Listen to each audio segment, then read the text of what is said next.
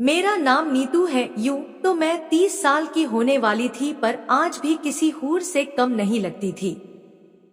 खूबसूरत चेहरा, तीखे नैन नक्श, गोल मटोल आंखें, पतले पतले होठ, सुराही सी गर्दन, गठीला बदन और ऊपर से खनकती आवाज मेरे हुस्न में चार चांद लगा देती थी। मैं खुद को सजाने संवारने में कोई कसर नहीं छोड़ती थी।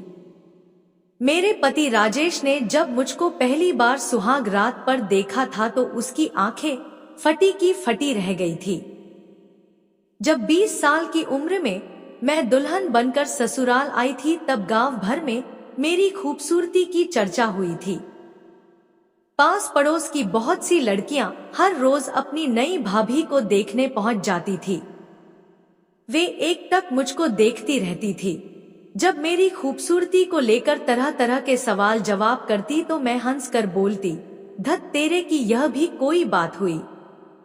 राजेश ठहरा एक देहाती लड़का, बहुत ज्यादा पढ़ा लिखा तो था नहीं, पर गाड़ी मैकेनिक का काम अच्छा जानता था। उसी के चलते तकरीबन 10,000 महीने वह कमा लेता था। काम करने वह पास के एक कस्बे में जाता था। शाम ढले दाल सब्जी और गृहस्थी का सामान लेकर लौटता था। मैं सच संवर कर उसका इंतजार कर रही होती थी। अगर कभी राजेश को देर हो जाती तो मैं उसे उलाहना देते हुए कहती, देखो जी, हम पूरे दिन आपके इंतजार में खड़े रहते हैं, पर आपको एक बार भी हमारी याद तक नहीं आती। ज्यादा सताओगे तो हम अपने मायके चले जाएंगे। यह सुनकर राजेश मेरी जी हुजूरी करने लग जाता था। मैं मान भी जाती थी। गर्मा गर्म जलेबी मेरी कमजोरी थी। राजेश घर वालों से छिप छिपाते थोड़ी जलेबी अक्सर ले आता था। वक्त तेजी के साथ आगे बढ़ता गया। 5 साल बाद घर में 2 बच्चे भी हो गए। फिर शुरुआत हुई उनकी पढ़ाई लिखाई की। गांव में बहुत अच्छे स्कूल तो नहीं थे, इसलिए मैंने राजेश को कस्बे में जाकर रहने के लिए राजी कर लिया। कस्बे में आकर राजेश पूरी तरह काम में रम गया। अब उसे पहले से ज्यादा मेहनत करनी पड़ रही थी। किराए का घर, मोल तोल का सामान, बच्चों की फीस, ऊपर से गांव में माँ बाप के लिए भी कुछ ना कुछ भेजने की चिंता हमेशा राजेश को खाए रहती थी। वह ओवर टाइम भी करने लगा था। जिंदगी की भाग दौड़ में राजेश कमजोर होने लगा था। अब उसमें पहले जैसा जोश व ताजगी नहीं बची थी। वह खा पीकर रात में जल्दी सो जाता था। उसके पास मेरी तारीफ करने के लिए ना तो शब्द बचे थे और ना ही समय बचा था। उन्हीं दिनों राजेश का दूर का रिश्ते का एक भाई संदीप काम की तलाश में उसके पास आया। वह एक कंपनी में नौकरी करने लगा। मेरे पास वाला ही कमरा किराए पर ले लिया। संदीप की ड्यूटी ज्यादातर रात में ही होती थी। वह आधे दिन आराम करता और बाकी दिन में अपने छोटे मोटे काम निपटा लेता। मुझसे उसकी पटरी खूब बैठती थी। खाली समय में हम दोनों खूब हंसी मजाक करते थे। संदीप मेरी तारीफ के पुल बांधता तो मैं मुंह में आंचल भरकर हंस देती थी। संदीप मेरी मस्त हंसी में कहीं खो जाता था। संदीप की अभी शादी नहीं हुई थी। वह मेरे चुलबुलेपन, रूप रंग और मदमस्त अदाओं का दीवाना हो चला था। मैं भी उसे छेड़ने का कोई मौका जाने नहीं देती थी।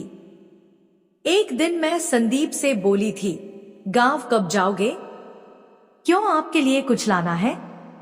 हाँ, लाना तो है, एक देवरानी। संदीप इस पर कुछ झेप सा गया था। इधर बच्चों के स्कूल में छुट्टियां हो गई थी। मेरा भाई सोहन शहर घूमने आया था। वापस जाते समय वह अपने साथ दोनों बच्चों को भी ले गया। नानी के घर के क्या कहने। जाना तो मैं भी चाहती थी, मगर राजेश के ख्याल ने मुझे रोक दिया था। उसके खाने पीने, कपड़े धोने की चिंता बनी हुई थी। राजेश सुबह 8 बजे अपना खाना लेकर घर से निकल जाता था और देर शाम 9 बजे तक ही घर लौटता था। संदीप की रविवार को छुट्टी होती थी। एक दिन वह आराम से दोपहर के 2 बजे तक सोकर उठा, चाय बनाकर पी। बर्तनों की खटपट की आवाज सुनकर मैंने पुकारा, अरे संदीप थोड़ा आना तो। आया भाभी, कहकर संदीप दौड़ा दौड़ा मेरे कमरे में आ गया। मैं अधे मुंह बिस्तर पर लेटी हुई थी। क्या हुआ? ज्यादा कुछ नहीं, थोड़ा सिर दर्द है, दुकान से दवा ला दो। संदीप पास की केमिस्ट की दुकान से सिरदर्द की गोली ले आया। संदीप ने मुझको गोली थमा दी और पानी का गिलास भी भर कर ले आया। संदीप तुम कितना ध्यान रखते हो हमारा, मैं चेहरे पर मुस्कान लाते हुए कहा। भाभी आप कहो तो थोड़ा सिर भी दबा दूं? संदीप ने अपनेपन में कहा। मैंने एक गर्दन हिला दी।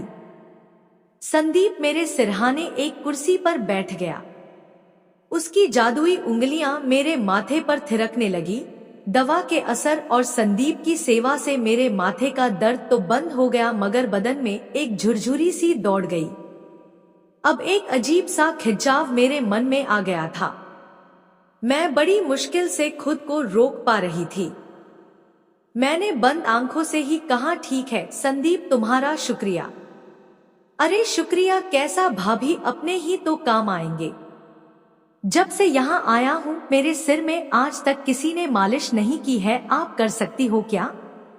मैं सोच में पड़ गई कि आखिर आज संदीप चाहता क्या है।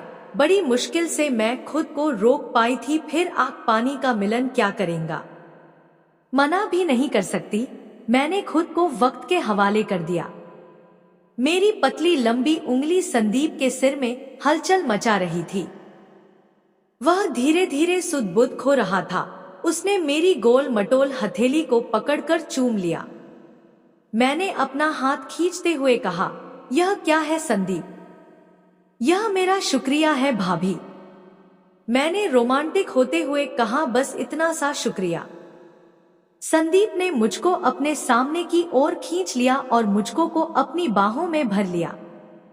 फिर मेरे गालों को चूमने लगा। धीरे धीरे हम दोनों एक दूसरे में समा गए। फिर हम दोनों एक दूसरे से अलग हुए और एक दूसरे को देखकर मुस्कुराते हुए बैठ गए। आज मैं बहुत खुश थी। संदीप वापस अपने कमरे में चला गया। अब तो यह सिलसिला रोज चलने लगा। राजेश सुबह काम पर चला जाता, फिर हम दोनों एक दूसरे के साथ खूब मजे करते। संदीप का प्यार पाकर मैं भी अब संतुष्ट थी। 1 साल बाद संदीप के घर वालों ने उसकी शादी करा दी और वह शहर छोड़कर चला गया। उसकी याद में कुछ दिनों तक मैं बहुत रोई थी। धीरे धीरे मैं भी संदीप को भुलाकर एक नई शुरुआत करने लगी। तो दोस्तों, यह कहानी यहीं पर खत्म होती है। अगर आपको यह कहानी अच्छी लगी हो तो वीडियो को लाइक करें, शेयर करें और हमारे चैनल को सब्सक्राइब करें। धन्यवाद।